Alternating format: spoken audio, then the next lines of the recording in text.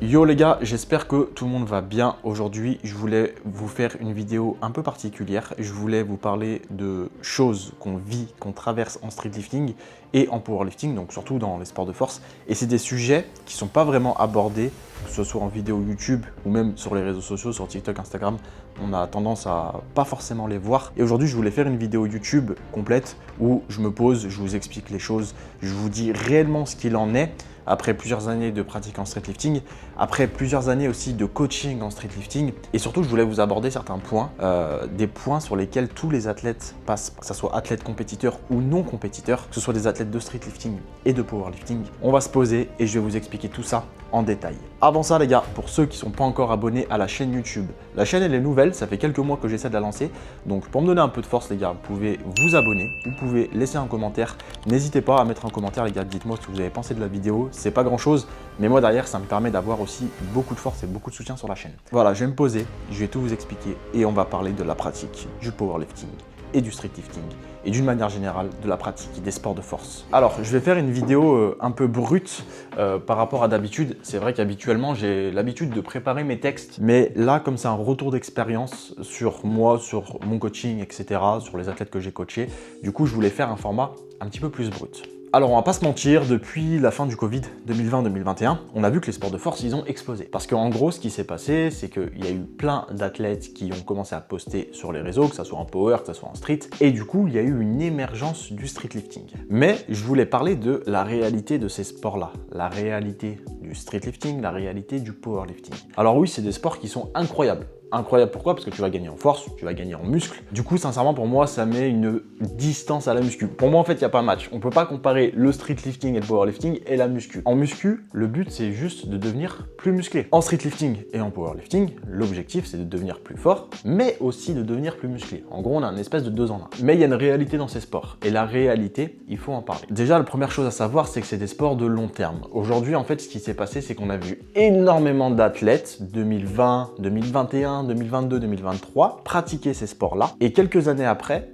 ces mêmes personnes ont arrêté de pratiquer ces sports. Je dis pas que c'est pour tout le monde, mais je suis sûr que dans ton entourage, tu as déjà vu genre plein de potes à toi qui faisaient du street ou du power, et au fur et à mesure des années, ils ont complètement arrêté. Et ils peuvent arrêter pour différentes raisons. C'est saturant, tu fais toujours la même chose, tu progresses, mais voilà, tes résultats, ils sont pas non plus à la hauteur de tes espérances. Donc forcément, ça impacte un peu ta motivation. T'as plus forcément la même envie, la même volonté d'aller à la salle. Mais ce qu'il faut savoir dans ces sports, c'est que c'est des sports de long terme. En fait, regarde, je vais te donner des exemples. Quand tu vois des pratiquants de streetlifting ou de powerlifting, tu prends les top niveaux mondiaux. Ces mecs-là, généralement, ça fait pas 2 ou 3 ans qu'ils pratiquent. Ça fait 6, 7, 8, voire même 10 ans qu'ils pratiquent. Et forcément, si tu fais un sport, tu vas pouvoir performer, tu vas pouvoir avoir un meilleur physique, mais sur du long terme. Et ça, il faut vraiment en être conscient parce que c'est le genre de truc, on ne se rend pas forcément compte. En fait, c'est des trucs qu'on ne se rend pas compte parce qu'on voit sur les réseaux des perfs monstrueuses, on se dit « Ah putain, mais moi aussi, j'aimerais bien atteindre ça ». Et du coup, la réalité, c'est qu'au bout de 6 mois, 1 an et demi, 2 ans de pratique, tu vois que tu n'arrives pas à avoir les perfs que tu voulais avoir. Du coup, phénomène de frustration mentale et tu te dis « Bon, vas-y, laisse tomber, en vrai, j'arriverai jamais à atteindre ça, j'arrête ». Et du coup, c'est parce que ces personnes-là ne sont pas préparées réellement à la réalité. Alors oui, tu vas avoir des mecs qui vont progresser super vite. Tu vas avoir des bougs en l'espace de 6 mois, ils vont passer d'une traction à 20 kg à une traction à 70 kg. Il y en a, mais c'est pas la généralité. D'une manière générale, les gens qui pratiquent le streetlifting, le powerlifting, qui pratiquent les sports de force, ils mettent du temps à progresser. Je vais te donner mon exemple, regarde bien. En l'espace d'1 an, j'ai gratté 5 kg sur mon total. J'aurais pu gratter un petit peu plus, mais au mieux, allez, j'aurais gratté 10 kg. 10 kg sur 4 mouvements combinés. La réalité, c'est que oui, je continue de progresser, mais ma progression, elle est très lente. Regarde, en 2025, j'ai fait un muscle-up à 31,25. Cette année, j'ai fait un muscle-up à 32,5. Et mon objectif l'année prochaine, ça sera de faire un muscle-up à 33,75. Donc chaque année, l'objectif, ça sera de prendre 1,25. 1 an pour prendre 1,25 kg sur un mouvement. Mais ça, j'en suis conscient et ça, je l'accepte. Et en fait, moi, je trouve mon plaisir autre que dans le résultat final. Moi, ce qui me fait kiffer en streetlifting, c'est quoi? C'est pratiquer les mouvements, faire mon renfort, avoir ma trame de programmation. Je vais à la salle, je sais exactement ce que je fais. En fait, j'aime bien le mood en mode robotique, en mode je vais à la salle, je sais exactement ce que je fais. Même si ça prend du temps pour progresser, bah, je prendrai le temps qu'il faudra pour pouvoir progresser. Parce que le sport en lui-même me plaît. Et ça, c'est un truc sur lequel il faut vraiment être conscient. Tu vas pouvoir performer en street lifting, mais tu dois d'abord pratiquer le street lifting sur du long terme. Tu peux le pratiquer pendant 1 an, 2 ans, 3 ans, ça va fonctionner, tu vas progresser. Mais si tu veux vraiment rentrer dans le top athlète, tu dois le pratiquer sur du long terme. Mais ça, c'est comme dans n'importe quel sport. Si tu prends l'exemple du judo, par exemple. Pourquoi je te parle du judo? Parce que moi-même, j'en ai fait pendant peut-être 15-17 ans. J'ai commencé à 7 ans, j'ai arrêté à 24 ans. Donc ouais, ça fait un petit nombre d'années. Mais en gros, ce que je veux te dire, c'est que les meilleurs judokas, c'était pas ceux qui avaient 2 ou 3 ans de pratique. Il y en a, oui, mais ça reste une minorité. Si on parle de 90% de la population, si tu veux performer dans un sport, ce qui va payer, c'est le long terme. Le deuxième point important sur lequel je voulais parler, c'est tes performances. En gros, ce qui va se passer, c'est qu'à certains moments, tu vas te sentir super fort sur des mouvements. Tu vas prendre le bench, tu vas prendre le muscle-up, le dips ou bref, le mouvement que tu veux dans un sport de force. Il y a des moments où tu vas te sentir super fort. Mais vraiment, tu vas te dire, putain, tout va bien sur mon mouvement, je suis nickel. 2 mois plus tard, ce même mouvement sur lequel tu étais super fort, tu vas sentir que tu deviens super nul dessus. Et ça, c'est aussi la réalité. Parce qu'il y a des moments dans ta vie où tu seras très fort sur un mouvement. Mais quelques mois après, bah, le mouvement sur lequel tu étais fort, tu deviendras nul. Et là, du coup, tu vas voir le truc un peu naturel en mode tu remets tout en question. En mode le truc où, ouais, mais attends, il y a un truc que forcément, j'ai pas bien fait. Forcément, j'ai mal dormi, j'ai mal mangé, j'ai pas assez bu, j'ai pas pris mes compléments. Tu auras en fait plein de facteurs externes. Et du coup, ça, faut en être conscient. Parce qu'il y a des mouvements sur lesquels tu vas progresser super vite. Et ta progression, elle va être linéaire.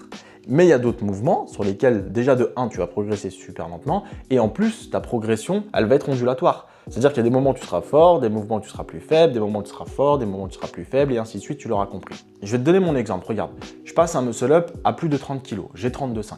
Ça m'est déjà arrivé à 25 kg de ne pas passer au-dessus de la barre. Et pourtant, tu vois, 25 kg, c'est une perf que j'ai déjà doublée, voire même triplée. Mais c'est pas pour autant qu'à certains moments, je vais pas réussir à passer ne serait-ce qu'une seule rep que je vais tout remettre en question. Il y a des moments où on est fort, il y a des moments où on est nul. Et ça, c'est ok. Et ça, c'est un truc qu'il faut accepter. Alors oui, en vrai, ça fait mal mentalement, ça fait mal psychologiquement parce qu'on a une espèce d'impression, c'est de se voir régresser. Sauf que la réalité, c'est qu'on régresse pas réellement. En réalité, ton nerveux, il est peut-être à plat, peut-être que tu n'as pas une forme exceptionnelle, il y a plein de facteurs à prendre en compte. Et malheureusement, tes facteurs à prendre en compte, ils peuvent pas être à 100% tout le temps. Tu peux pas avoir ta nutrition au prime, ton sommeil au prime, ton hydratation au prime, tes steps au prime, ta récupération au prime. C'est impossible. Toute l'année, c'est juste impossible. Tu auras forcément des facteurs externes qui vont venir impacter ta vie et ton entraînement. Je sais pas, tu vas être fatigué à cause du boulot, tu t'es embrouillé avec tes potes, tu t'es embrouillé avec ta femme, tu t'es embrouillé avec qui tu veux, tu as de la charge mentale, tu es fatigué, il y a la vie quotidienne. Et bref, en gros, avec tout ça, forcément, ça aura de l'impact sur ton entraînement. Donc, s'il y a des périodes où tu es plus nul, en soi, c'est pas grave. Ça arrive à tout le monde. Même les athlètes top mondiaux, ça arrive aussi. Bon, je suis pas un athlète dans le top mondial, mais j'ai quand même un petit classement top 8 ou top 10 monde dans mon 113, je sais plus. Mais en tout cas, voilà, même les athlètes avec un niveau avancé, très avancé, ça nous arrive aussi. Ensuite, la troisième réalité, c'est d'être patient. Alors, ça renvoie un petit peu à ce que j'ai dit en début de vidéo. Je sais pas si tu te souviens, en début de vidéo, j'ai dit que sur le long terme, tu vas être gagnant. Bah ça, en soi, c'est une réalité. En gros, ce qu'il faut te dire, c'est que tous les athlètes que tu vois à top niveau, bah, ça fait plusieurs années qu'ils pratiquent. Et au-delà de ça, en fait, le fait que tu aies une rigueur, le fait que tu aies une programmation, que tu suives ta rigueur et ta programmation, c'est ça qui va te faire performer sur du long terme. Prends n'importe quel athlète dans le top mondial. Tu vas avoir, je sais pas, des squats à 270, 280, des tractions à plus de 100 kg, des bench à 200 kg. Bref, tous ces athlètes-là, ils ont des années de pratique. Toi, si tu débutes, tu dois te dire que tes 2 premières années, tu es débutant. Si tu as moins de 2 ans de street lifting, tu es débutant. Mais ça, c'est valable dans n'importe quel sport. Je vais te donner un exemple.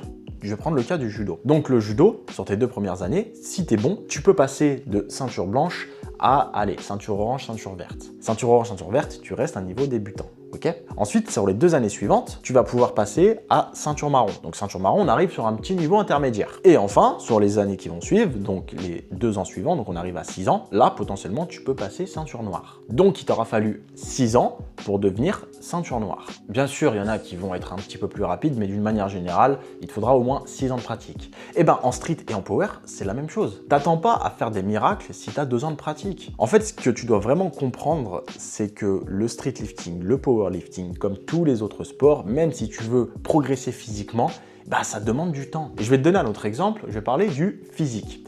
Souvent, quand on va parler du physique, moi j'ai quelques athlètes que je coach. D'ailleurs Tom, si tu passes par là, tu peux le confirmer en commentaire. Hier, il m'a dit, gros, moi mon objectif physique, c'est toi. Mais justement, j'en parlais avec lui. Et par rapport à ça, les gars, ça fait 10 ans que je m'entraîne. Je me suis inscrit à la salle en 2015. C'était au Fitness Park de la Part-Dieu à Lyon. Donc ça fait 11 ans que je vais à la salle. 11 ans pour atteindre ce physique. Il y en a qui auront bien mieux, et tant mieux pour eux. Il y en a qui auront beaucoup moins, et malheureusement, c'est dommage pour eux. Mais en soi, tout ça pour dire que avoir des performances et avoir un physique, en réalité, ça demande du temps. Ça demande beaucoup de temps. Et si tu n'as pas cette notion de rigueur, si tu n'as pas cette vision long terme, en fait, tu vas faire comme la plupart des pratiquants. Tu vas durer 1 an et demi, allez, 2 ans max, et ensuite tu vas arrêter. Et enfin, le dernier point que je voulais aborder dans cette vidéo, c'est l'hygiène de vie. Alors là, j'ai beaucoup de choses à dire. En fait, ce qu'il faut se dire les gars, c'est que sur l'hygiène de vie d'une manière générale, on fait un sport de force. Qui dit sport de force dit que ta nutrition doit être de qualité, ton sommeil doit être de qualité, ton hydratation aussi. En gros, tu dois avoir une hygiène de vie quasi parfaite. Et c'est dur en réalité, parce que pour avoir une hygiène de vie parfaite, bah, faut s'inspirer un peu des athlètes de haut niveau. Mais les athlètes de haut niveau, ils ont tout à disposition pour avoir une hygiène de vie parfaite. La plupart des mecs, ils sont soit dans des crêpes, soit dans des centres de formation, soit dans des pôles sportifs. Du coup, ils ont tout à disposition. Ils ont leur entraînement quotidien, un accompagnement diététique, un accompagnement psychologique. Ils ont tout à disposition. Dans notre sport à nous, en power, en street, il y en a qui le font, mais c'est pas tout le monde. Parce qu'en vrai, mine de rien, ça demande des moyens. Tu vas payer ton coach 150, 160 euros par mois. Tu vas payer ta diète peut-être 100 euros par mois. Ton accompagnement psychologique, 100 euros par mois. Ton accompagnement kiné, si t'en prends un, peut-être 150 ou 160 euros par mois. Donc, mine de rien, t'accumules tout ça, t'arrives vite sur 500 euros par mois. Et 500 balles par mois, bah, en vrai, ça fait une grosse somme. Hein. Moi, perso, je suis pas prêt à payer 500 euros par mois, si je suis honnête. Hein. Donc, en fait, ce qu'il faut te dire, c'est que tu dois faire tout ton possible pour avoir une hygiène de vie parfaite. Et là, attends, parce que je sais ce que tu vas me dire. Tu vas me dire, ouais, mais regarde un tel, lui, il se couche à des heures pas possibles, lui, il joue à Clash of Clans toute la nuit et pourtant, bah, il est quand même fort. Peut-être, mais lui, c'est pas toi. Et c'est pas parce que ça fonctionne sur lui que ça va fonctionner sur toi. Il y a des athlètes qui ont une hygiène de vie exécrable et qui arrivent à performer. Mais si on parle de la grosse majorité des cas, l'exception ne fait pas la règle. Si on parle de 100% des gens de cette terre, sur 100 personnes, il y en a combien qui peuvent avoir une hygiène de vie déplorable et performer à côté? En vrai, je dirais que ça représente peut-être 5 ou 6% maximum. Je vais te donner mon exemple aussi. Je suis le genre de mec qui reste super sec. À l'année, je reste sec. Regarde, je te mets une petite vidéo là qui doit s'afficher à l'écran où je te montre un petit peu la shape actuelle. Et tu vois, cette shape là, je peux la maintenir à l'année, sans problème. Mais est-ce que toi, c'est ton cas? Est-ce que toi, tu arrives à rester en dessous de 10% de body fat à l'année? Certainement que non. Et en fait, moi, tout ça, bah, c'est dû aussi à toutes mes années d'entraînement derrière. J'ai un gros passé sportif. Du judo, je suis passé directement à la muscu. J'ai touché un petit peu à tout en muscu, que ce soit l'haltéro, le crossfit, la muscu, le body, le street lifting, le power. Bref, j'ai touché un petit peu à tout. Et en gros, toutes ces années-là, elles m'ont permis aujourd'hui de développer un physique. Mais toi, t'es certainement pas dans mon cas. Je te donne un exemple. Hein. Là, cette semaine, hein, je peux manger tacos, pizza, burger, je peux m'enfiler tout ce que je veux pendant même 2 semaines. Physiquement, il va rien se passer. Je resterai toujours abdos apparents et je peux même te dire que potentiellement, je serai un peu plus volumineux. Mais moi, je peux me permettre. Est-ce que toi, maintenant, tu peux te permettre? Tu vois? Donc en fait, tout ça pour t'expliquer que c'est pas parce qu'il y a certains athlètes qui le font qu'il faut le faire. Et surtout, ça, c'est un truc hyper important. Quand tu vois certaines techniques, quand tu vois certains comportements, quand tu vois certaines habitudes de certains athlètes, ne les copie pas. C'est pas parce que ça fonctionne sur eux que ça fonctionne sur toi. Dans la grande majorité des cas, si tu as une hygiène de vie médiocre, tu vas avoir des performances médiocres, un sommeil médiocre et en plus de ça, tu risques d'avoir des petites douleurs de partout. Des petites douleurs à l'épaule, les petites douleurs au coude ici, au poignet. Tu sais, les petites douleurs qui apparaissent pendant ton entraînement, les petites douleurs qui te font un peu chier et qui te disent putain mais vas-y, j'ai mal, ça me saoule. Donc voilà, c'était une petite vidéo en format un petit peu brut où je voulais parler un petit peu des réalités en street lifting. Donc tout ça pour te dire qu'il faut que tu sois prêt mentalement à avoir tout ça. Il ne faut pas forcément que tu copies les meilleurs athlètes. Il ne faut pas forcément que tu te laisses démotiver par la baisse de tes performances par moment. Dis-toi que tout ça, c'est des phénomènes qui sont normaux. Dans la pratique des sports de force, c'est des phénomènes normaux. Oui, c'est des sports durs. Oui, c'est des sports de long terme.